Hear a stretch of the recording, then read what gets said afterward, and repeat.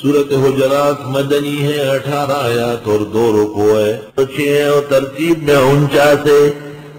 گزشتہ سورت مشتمل تھی فتح البلاد پر، یہ سورت مشتمل ہے اصلاح العباد پر۔ ملک فتح کرنے کے بعد وہاں کے انسانوں کی اصلاح ضروری ہے۔ سورہ فتح تھی فتح البلاد میں، اور سورت حجرات ہے اصلاح العباد میں۔ تو سید العباد محمد رسول اللہ صلی اللہ علیہ وسلم کے آداب پہلے ہے۔ بسم اللہ الرحمن الرحیم، یا ایھا الذین آمنوا و مسلمانوں لا تقدموا بین یدی اللہ ورسولہ، آگے مت بڑھو اللہ اور اللہ کے رسول سے۔ علماء لکھتے آگے بڑھنا یعنی سنت چھوڑ کر بدعت کرنا۔ واتقوا اللہ، اللہ سے ڈرو، ان اللہ سمیع علیم، بے شک اللہ سننے جاننے والا ہے۔ یا ایھا الذین آمنوا، اے مسلمانوں، لا ترفعوا اصواتکم فوق صوت النبی، اٹھانا نہیں اپنی آوازوں کو پیغمبر کی آواز پر۔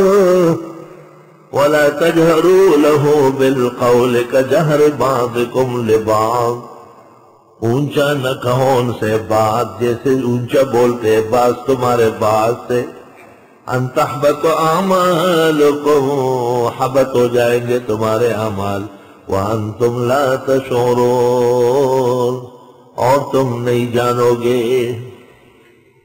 مسجد نبوی میں بیٹھا تھا، ایک مصری قریب میں آیا، مجھے کہتا ہے صوت کا جمیل ارفع، ذرا اونچا پڑھو، اچھا لگتا ہے، ایسے مزے لینے کے لیے۔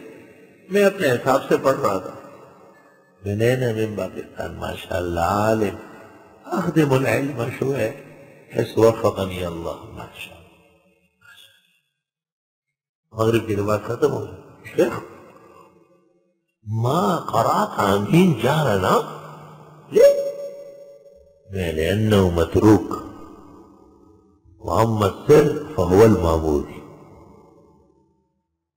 أصحاب رسول الله صلى الله عليه وسلم كانوا يرفعون هنا حيث يلتج هذا المسجد۔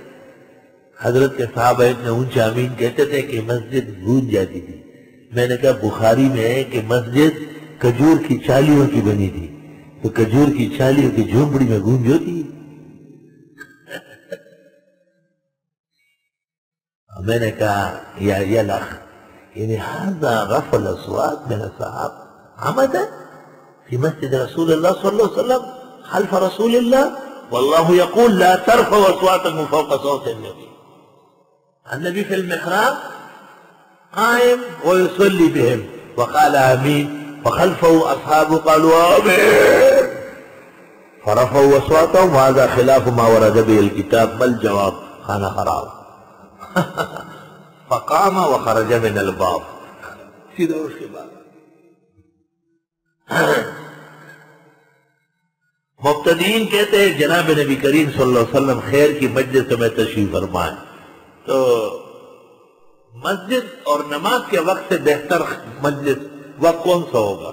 اگر واقعتاً ان کا یہ نظریہ ان کے نزدیک درست ہوتا تو ان کا امام آگے نہیں ہو سکتا۔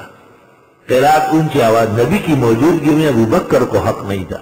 آپ نماز پڑھا رہے تھے اور ابو بکر کو اعلان کیا کہ آپ کھڑے رہے، وہ پیچھے چلے گئے، فرمایا آپ کی موجودگی میں مجھے نماز پڑھانے کا کوئی حق نہیں۔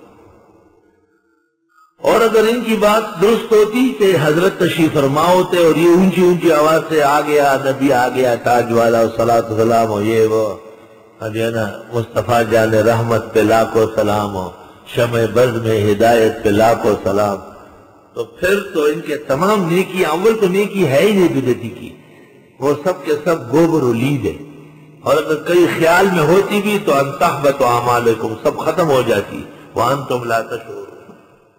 آیت میں ردود بلیغہ ہے، غیر مقلدوں کے خلاف بھی اور مبتدئین زمانہ کے خلاف۔